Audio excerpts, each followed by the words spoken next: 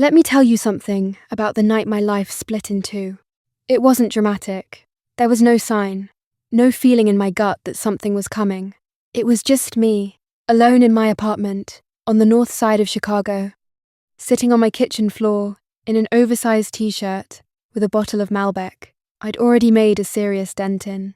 It was 12:47 a.m., and I had just found out that Jackson, the man I'd spent 8 months, cooking for, defending to my friends, and genuinely, embarrassingly believing in, had been posting Instagram stories with a girl named Brittany from his CrossFit class. Not just any stories, those kinds of stories. I want you to understand the specific kind of rage I'm talking about.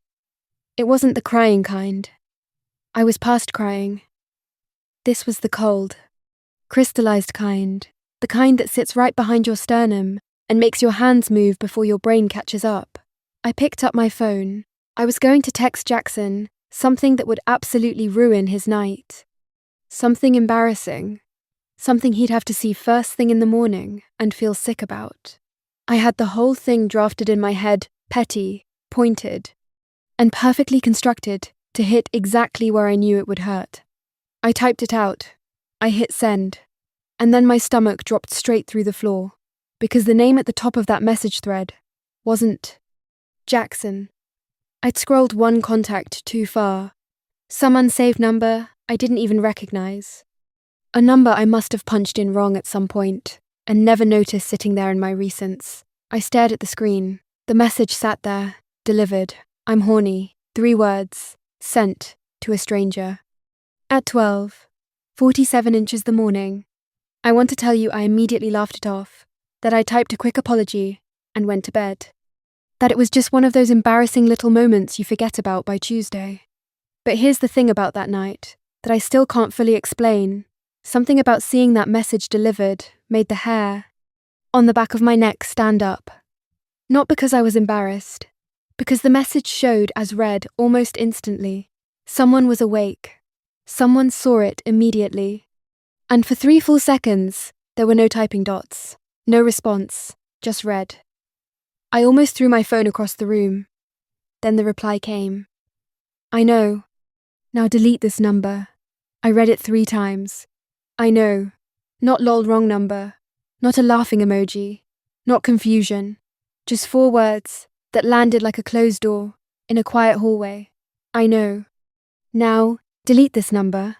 My bartender brain, the part of me that has spent 5 years reading people across a bar at 2 a.m, immediately clocked it. That wasn't embarrassment. That wasn't amusement. That was someone who was used to being in control of every single thing around them, including unexpected text messages from strangers. I should have deleted the number. I knew I should delete the number. I typed back anyway. Oh my God, I am so sorry. Wrong number. Please ignore that. Deleting now, I'm so sorry. Sent. Cringe. Finished. Done. Moving on. Except 30 seconds later, my phone buzzed again, and I looked down at it, and every single hair on my arm stood up. You should be more careful. Sophia. I put my phone face down on the kitchen floor. I sat very still, because I had not told him my name. There was no name in my message, no signature, nothing. Just a drunken, mortifying 3-word text sent to a number I didn't even recognize, and he knew my name. I sat on that kitchen floor for a long time after that. The wine bottle was still in my hand. The apartment felt smaller than it had 10 minutes ago, like the walls had quietly shifted inward while I wasn't paying attention. I didn't delete the number. I don't know why. Maybe the wine.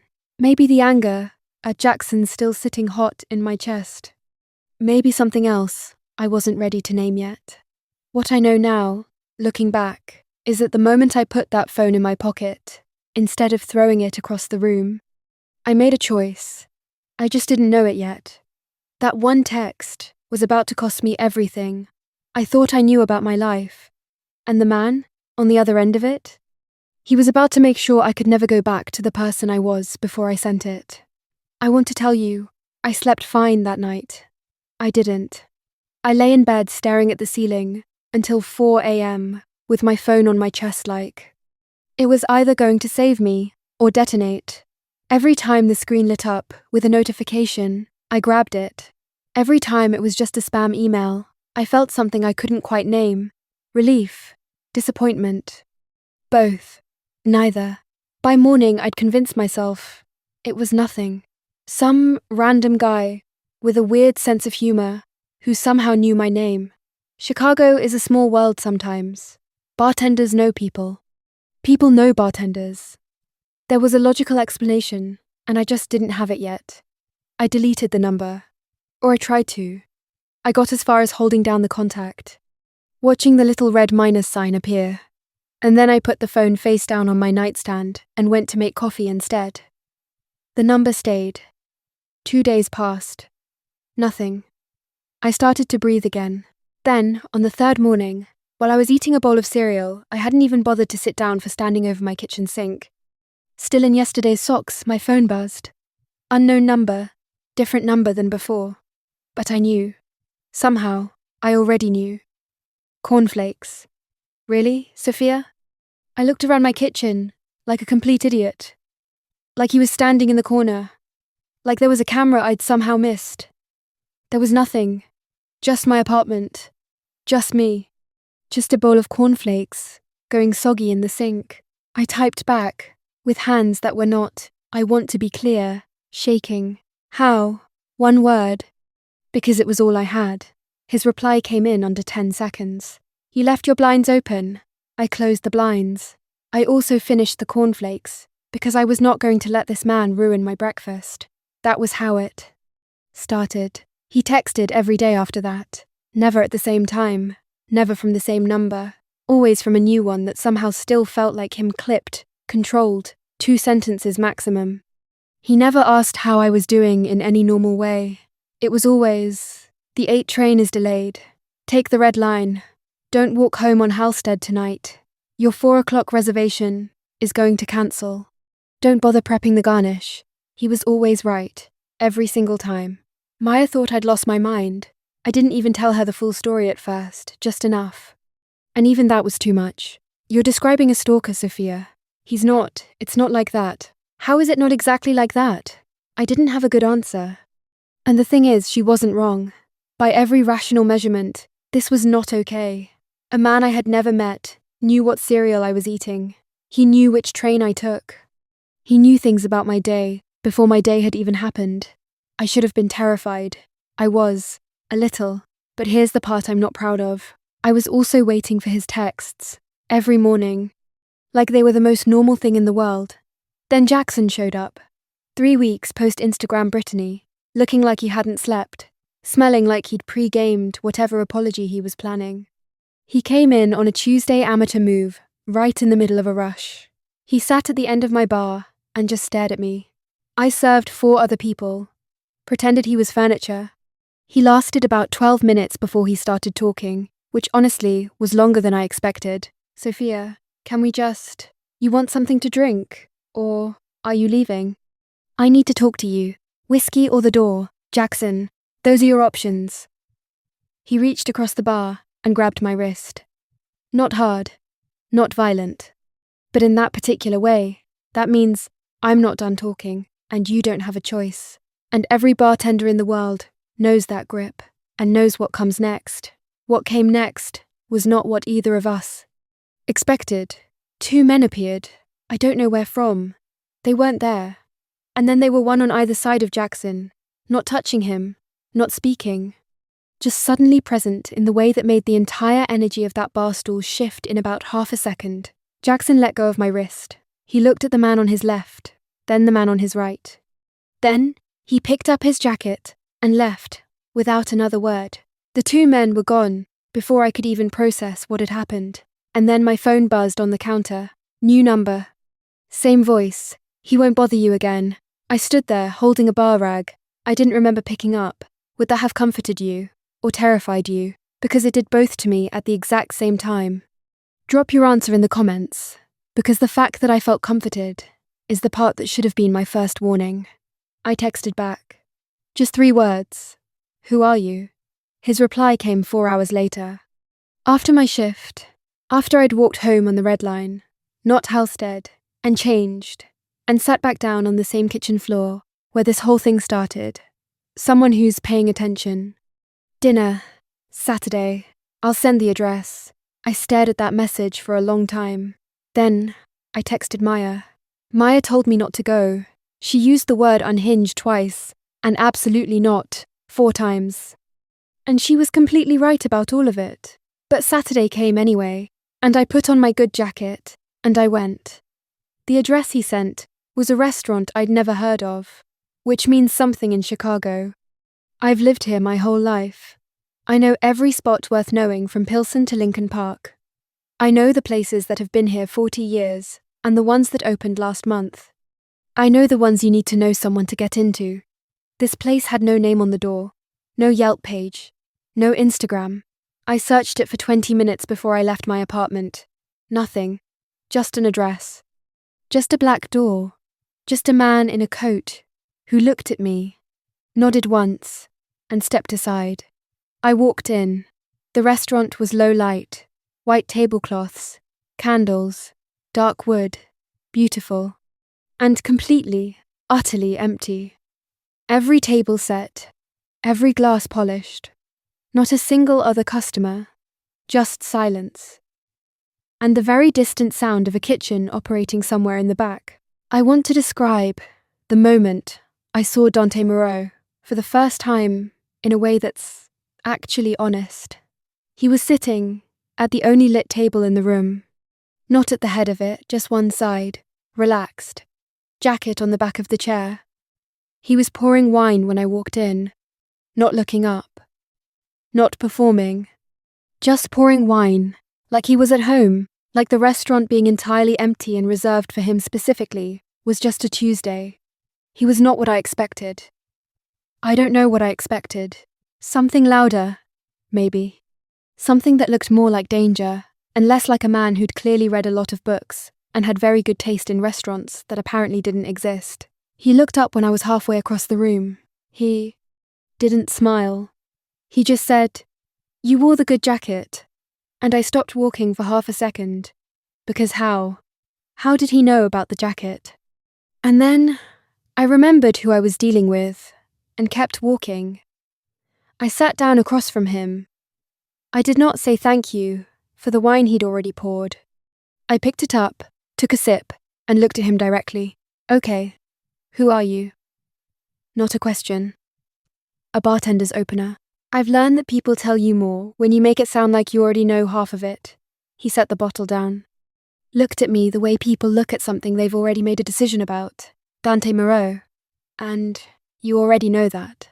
I know your name. I don't know what you do." "Yes, you do." He said it. "I run things in this city, Sophia. All of it. Quietly. The way you state a fact.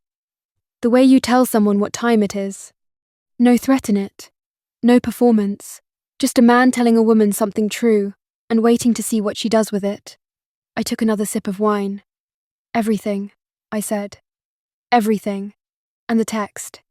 The night I sent you knew my name because that number belongs to a network I control. When something comes through it, I know everything about the sender inside of 30 seconds. He paused.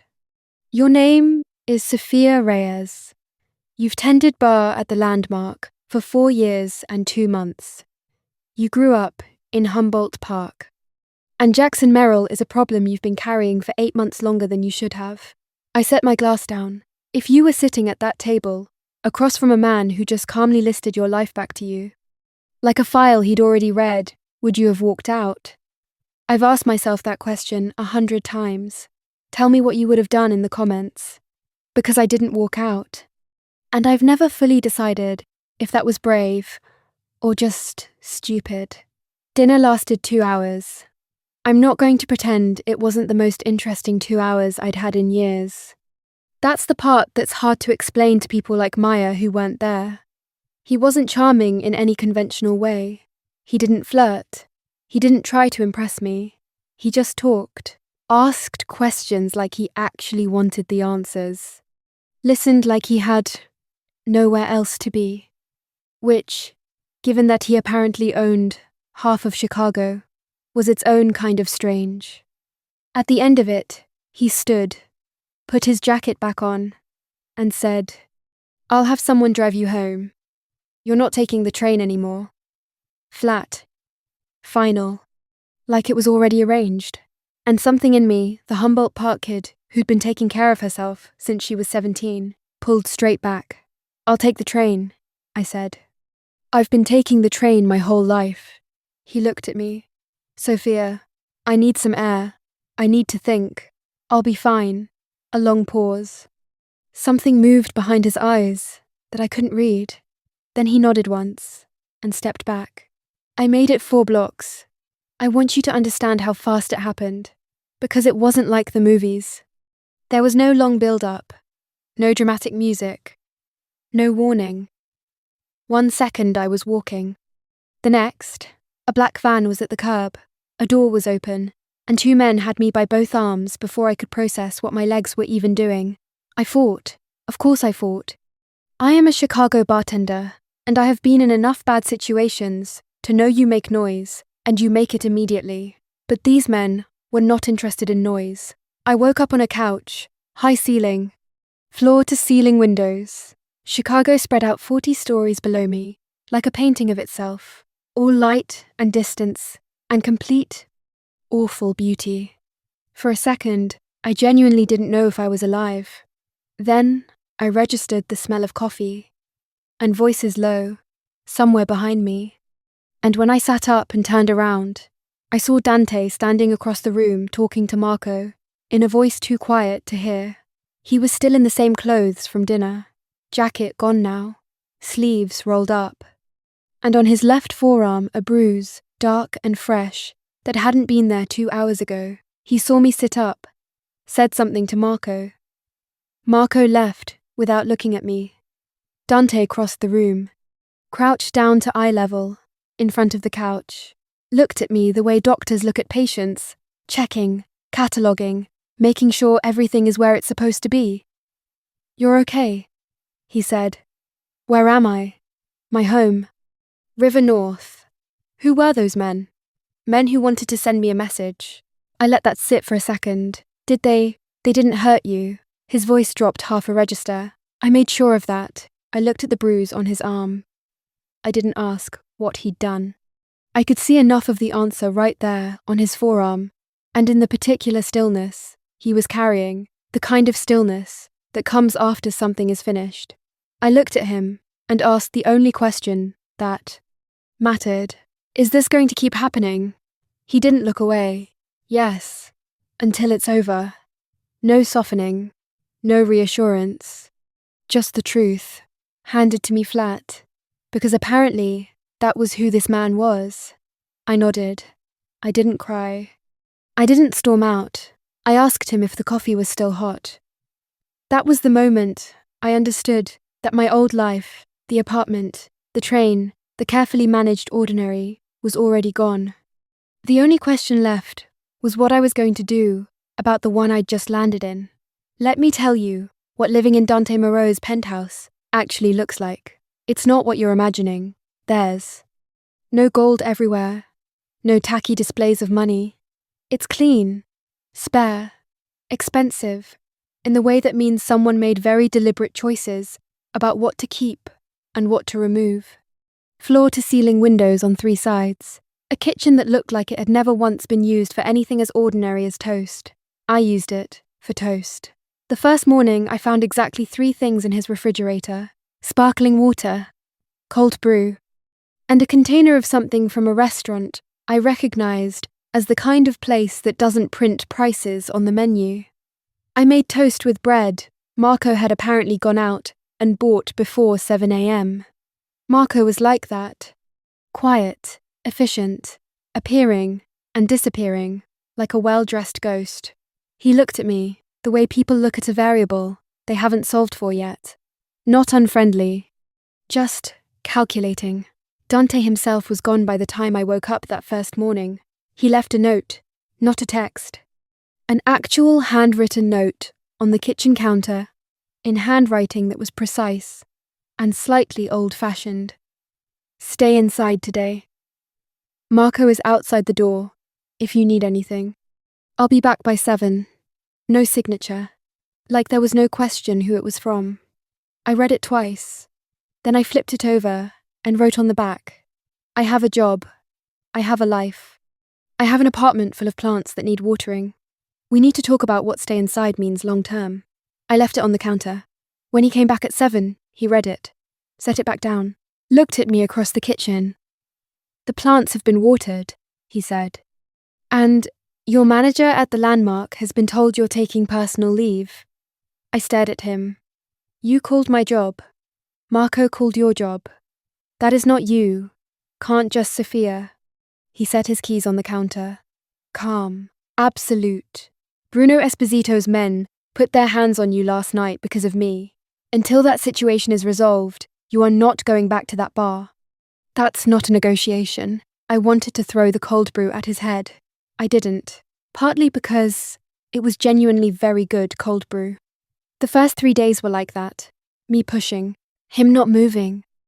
An immovable object that made very good coffee and occasionally said things so bluntly honest that I'd have to walk to the other end of the penthouse just to collect myself. But here's the thing nobody tells you about being stuck somewhere with someone. You start to see them. Not the version they present. Not the controlled, 2 sentences, maximum man who texted me about cornflakes and train delays. The actual person underneath it. Day 4. I woke up at 3 a.m. to sound from the other end of the apartment. Not loud. That was the thing. It wasn't a crash or a shout. Just wrong. The particular wrongness of something that shouldn't be happening. I padded down the hallway to his bedroom door. It was half open. He was asleep. Or trying to be. But his hands were gripping the sheets, the way you grip something when you're trying not to fall. And his breathing was all wrong, too fast, too shallow. The kind of breathing that means whatever is happening behind closed eyes is not good. I stood in that doorway for a long moment. Then I knocked on the open door. Twice. Enough to cut through without startling. He was awake and upright in under a second. The transition so fast it almost looked violent, and then he registered it was me, and something in his shoulders came down, about half an inch. He didn't say anything. I leaned against the doorframe. I couldn't sleep either, I said, which was only half a lie. He looked at me for a long moment. Then he moved over on the bed and nodded at the empty space beside him. I'm not, I started. I know, he said. Just sit. So I sat. On top of the covers, back against the headboard, the Chicago skyline doing its thing through the windows. And we didn't talk about what just happened.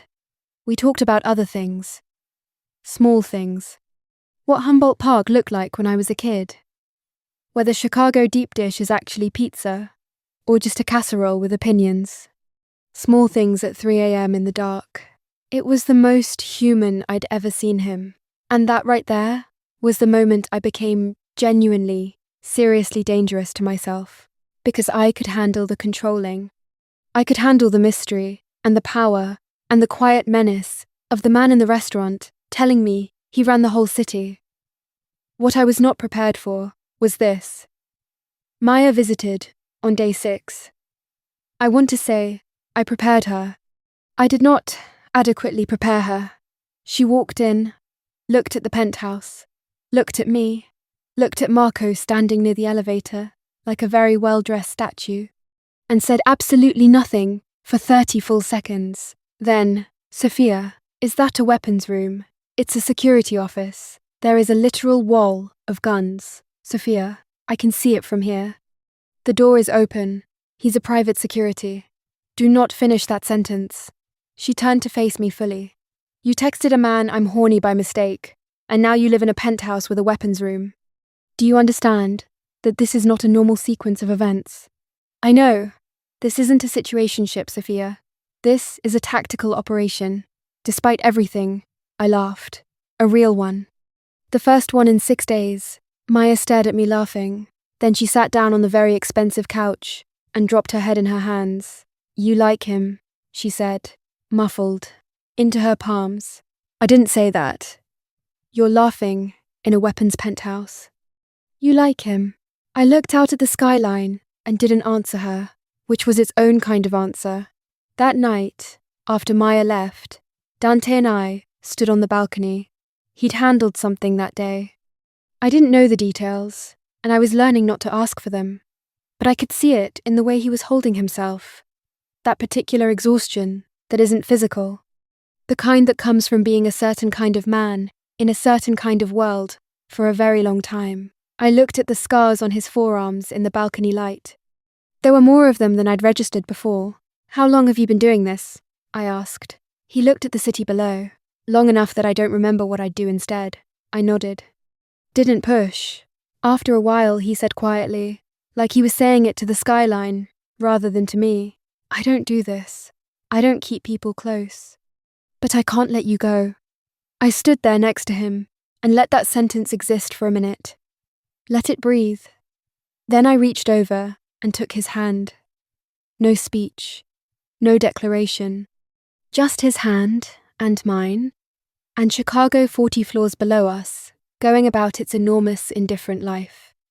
I was falling for a man who burned cities for a living, and I knew it. And I held his hand anyway. If you want to see if we both make it out of what's coming, and I promise you, what's coming is worse than anything we'd seen so far, hit that subscribe button right now. Because the ending of this story? You don't want to miss it. Bruno Esposito was handled. I didn't ask how. I saw the aftermath on Dante's clothes, and I made a choice that I think most people in my position would eventually make, that there are some doors you don't open because you already know what's on the other side, and knowing won't help you. What I didn't know, what nobody told me, was that Bruno had a brother. Leo Esposito was younger than Bruno by 6 years. And where Bruno was calculated, methodical, the kind of dangerous that plans 3 moves ahead, Leo was something else entirely. The kind of dangerous that doesn't plan at all. The kind that moves purely on feeling, on rage, on the specific and focused need to burn something down because something he loved got burned first. Dante told me about him the morning everything changed. Sat across from me at the kitchen counter, coffee in hand, and said it the way he said. Everything flat, direct, no cushioning. Bruno's brother is making moves. I need to move you out of the city for a few days. I looked at him. How few? 48 hours. Maybe 72. Dante Sophia. His eyes met mine and held. This one is different. Leo isn't careful. Careful I can predict. Leo I cannot. A pause. I need to know you're somewhere. I don't have to think about while I'm working. I wanted to argue. I could feel the argument sitting right there, ready. But I looked at his face, really looked, and I packed a bag. Marco drove me to a house in Naperville that belonged to nobody I'd ever meet. Clean, quiet, fully stocked kitchen, blackout curtains on every window. Marco sat by the front door like furniture that occasionally drank coffee, and Dante was gone. I want to describe 48 hours in a safe house to you, in a way that captures what it actually feels like. It's not dramatic. It's not action movie tense. It's just waiting. The specific, grinding, suffocating experience of waiting for news about a person you've admitted to yourself, finally, out loud, in the full light of what that means that you love. Because that was the other thing that happened in Naperville. Maya called on hour 6, just to check in, just to hear my voice, I think, because she knew enough by then to be scared too, even if she didn't know the details. We talked for a while about nothing, and then she asked how I was doing, and I said fine, and then I stopped, and I said, Maya, I love him. I know how crazy that sounds. I know exactly what he is, and what this life looks like, and I know everything Maya, and I love him anyway. Silence, on her end. A long one.